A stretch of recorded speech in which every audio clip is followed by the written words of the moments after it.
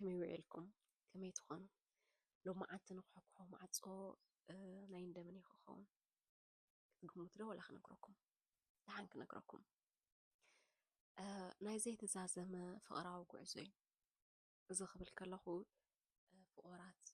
كنسهم كأني لعل خلت عامت أفقر زلهم سبات سلسته هون خلي 4 5 7 ولا 10 هون خلي جن أفقري لعل كلت عامت بحساب أنيحكم زلهم سبات مالتي أزي كيف لقيت كامرك أس صدقي فليت كامرك أسكن ننايت صباح قاهيخا أزيو زايدو كلت سبات أفقرخ فقر خلو ويك أفقرخ أتو خلو لك أكمتي كلت فرويني هيزوم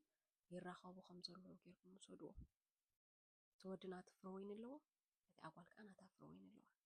كلت فرا توهي بكا مخاني نقول خزر قالو بايتان دحدا تفكير لك انت يا اخي تكبر زلك دحدا نتي كزر قالو توهي بكا زول نغرات كسكسون دحدا خوينكا تستيون دحدا خوينكا زغبو نغرات تكبرون دحدا خوينكا اتن كلت فروين خاني السخاناتكا ወይ ከዓ ንስኽናትኪ ኣቃቢልኩም ሒዝኩም ምጓዓዝ ምኻድ ኣየድልየካኒ እንደሕዳኒ እቲ ባይታ እንደሕዳ ለስሊሱ እቲ ዝድኳዕ እንደሕዳ ተደኪዩ እቲ ማይ እንደሕዳ መዓልታዊ እንደሕዳ ዝተሃልዩ ስለምንታይ እቲ ክልተ ፍረ ምትካል ዘይድለ ዘሎ ፍቕራዊ ጉዕዞ ካብዚ ዘፍሊ ነገር ወላ ሓደ የብሉን ክልተ ሰባት ብሓንሳብ ክመፁ ከለዉ ዝኹስኩስዎ ነገር ኣሎ መዓልታዊ ምድውዋል መዓልታዊ ይህን ምባሃል መዓልታዊ ምርኻብ እዚ ንሓደ ነገር ትኹስኩሶ ኣለኻ ማለት እዩ ንሓደ ነገር ማይ ተስትዮ ኣለኻ ማለት እዩ እቲ ናይ ክልቲኻ ፍቕሪ መዕለቢኡ እንድሕዳ ዘይተፈሊጡ ንሱ ናቱ ዕላማ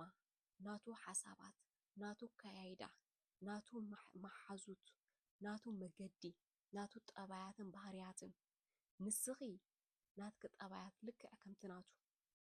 ኩሉ ናትኪ ጠባያትኪ ባህርያትኪ ኣተሓሳስባኺ ናይ ጽባሕ ዕላማኺ ኣብ ኢድካ ሒዝክዮ ክሳብ መዓስ ደኣሙን ኣብ ፍቕሪ 3 4 5 6 ዓመት ብሓንሳብ ዝጸንሑ ሰባት እዚኦም ክልተ ሰባት ብሓንሳብ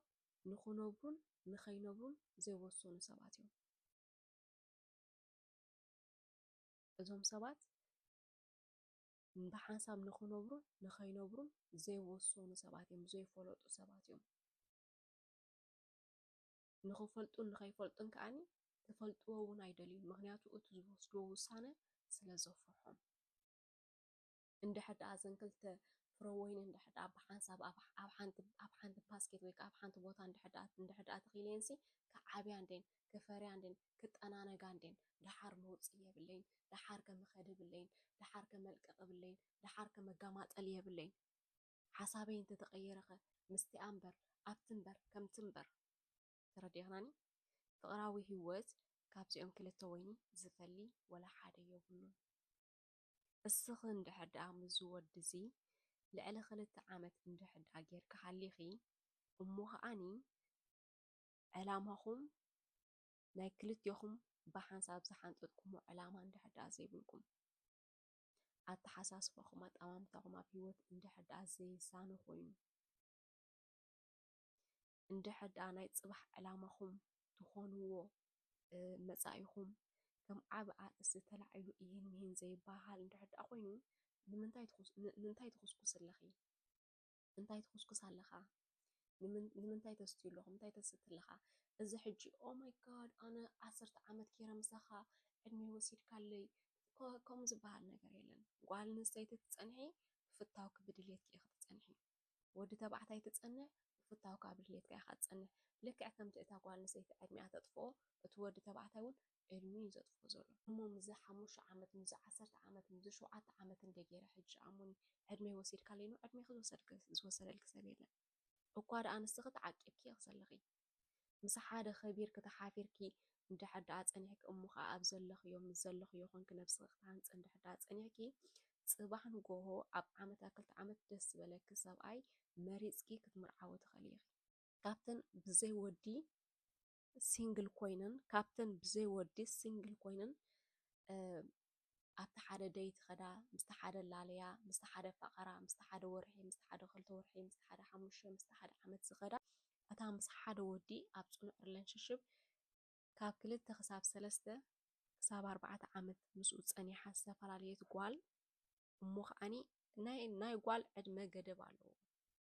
ክትፀንሒ ከለኺ ንስኺ ጓል 35 ኮንኪ 5 ዕድሜኹም ምስኡ ጥፍዮ የብለኪ ኣለኹም። ንስኺ ጓል 28 ኮንኪ ብሕጂ 4 ዓመት ምስ ሓደ ወዲ ተጋዲን ክፀንሕ የብለኪ ኣለኹም። ጓል 21 እንድሕር ዳ ኮንኪ ጓል 18 ዓመት እንድሕር ዳ ኮንኪ ኢቭን ጓል 15 ዓመት እንድሕር ዳ ኮንኪ ምስ ሓደ ወዲ ኣብ ሪሌሽንሽፕ ምፅናሕ ማለት ንዓኺ ንመጻኢኺ ምፅባቕ ማለት እዩ። እስኺ ንፍዕቲ እንድሕር ዳ ኮንኪ እስኺ ነፍስኺ ክትሃንፂ ነፍስኺ ክትመሪ ርእስኺ ክትመሪ ፅባሕ ንግሆ እዚ ሰብ እዚ እንድሕር ዳ ደሊኪ እንድሕር ዳ ደሊኽዮ ክትውድኡ ኢኹም ብሓንሳብ እንተደኣ ዘይኮይኑ ግን ንስኺ ካብ ትኸስርዮ ትኸስብዮ እዩ ዝበዝሕ። እዚ ክብል ከለኹ ግን ኣብ ብዙሕ ናይ ፍቕራዊ ጉዕዞ እንታይ ይኸውን ኣብቲ ሪሌሽንሽፕ ንምእላይ ጥራይ ነብሳቶም ርስዑ። እቲ ወዲ ዕላምኡ ክገብር ኣይክእልን ምክንያቱ ዝገብሮ ዘሎ ዕላማ ካብታ ናይታ ጓል ዕላማ ክፍለ እዩ። ካብኣ ክፈላለ ስለ ዘይደሊ ብዘይ ዕላማ ክዝንቢ ዝመርፅ። እታ ጓል ኣንስተይቲ ክትከዶ ትደሊ ዘላ መገዲ ትፈልጣ ክትከዶ ይትደልን ስለምንታይ ካብቲ ወዲ ክፈልያ ስለ ዝኾነ። ኣብ ከምዚ ዓይነት ህሞ ዘለኹም ሰባት እንድሕር ዳ ኮንኩም ግን ይዞኹም ኣይተባኹኑ። እስኻ ንዓኻ ትኾነካ ክትረክብ ኢኻ ንስኺ ንዓኻ ዝኾነኪ ክትረክቢ ኢኺ። ጊዜኹም ኣብ መልስን ሕቶን ዘይተጀመረን ዘይተባህለን ኣርእስትን ዓፅዒዝኩም ኣይትኸዱ።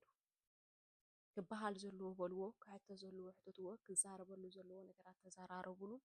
ይህን ሚሂን ክበሃለሉ ዝግብኦ ዘረባታት ይህን ሚሂን ተባሃሉ። እዚ ነቲ ናይ ሎሚ ናይ ፅባሕን መፃን ተዘራሪብኩም እንድሕር ዳ ብሓንሳብ ሃልይኩም ኮንኩም ፅንሑ ንበሩ። እንተደኣ እስኻ ብዛዕባ ፅባሕ ደይ ተዛሪብካ እስኺ ብዛዕባ ፅባሕክ እንድሕር ዳ ደይሓሲብኪ ዕላማኻን ኣተሓሳስባኻን መፃኢኻን እንድሕር ዳ ዘይራኸብ ኮይኑ ግን ብሓንሳብ ምድቃስ ትርጉም የብሉን። ንመፃኢኻ በዚ ናይ ሎሚ ትሸጦን ትልውጦን ኣለኻ ማለት እዩ። እተይ ከፍቂረኪ ናይ ሰዓታት ደወል ጊዜኻ ጥራይ ድሰርቀልካ ዘሎ። ብፍላይ እንድሕር ዳ ምስ ነብስኻ ቀኒዕኻ ምስ ብፃይካ ምስ ዘለኻዮን ዘለኻያን ብልብኻ ተቐናኒዕካ ተቐራሪብካ ይህን ሚሂን እንድሕር ዳ ዘይተባሂልካ ኣብ ሂወትካ ብዙሕ ነገር እዩ ዝሰርቀካ። ዕላማኻ ይሰርቀካ፣ ሓሳባትካ ሰርቀካ፣ ጠባያትካ ሰርቀካ፣ ዕቤትካ ሰርቀካ። ብዓብኡ ከዓኒ መፃኢኻ ከፀልምተልካ እውን ተኽእሎታት ኣለዩ። እዞም ሰባት ዝፈትዮም ኣይኮኑን ዝቃፀሉ እቲ ይህን ሚሂን ምብኻል ዘይምንባር እዩ። እንድሕር ዳ ተዛሪበሲ ብስዕብ እንታይ ክኸውን ምፍልላይ እንተመፀኸ ፍቕርና እንተተበተኸኸ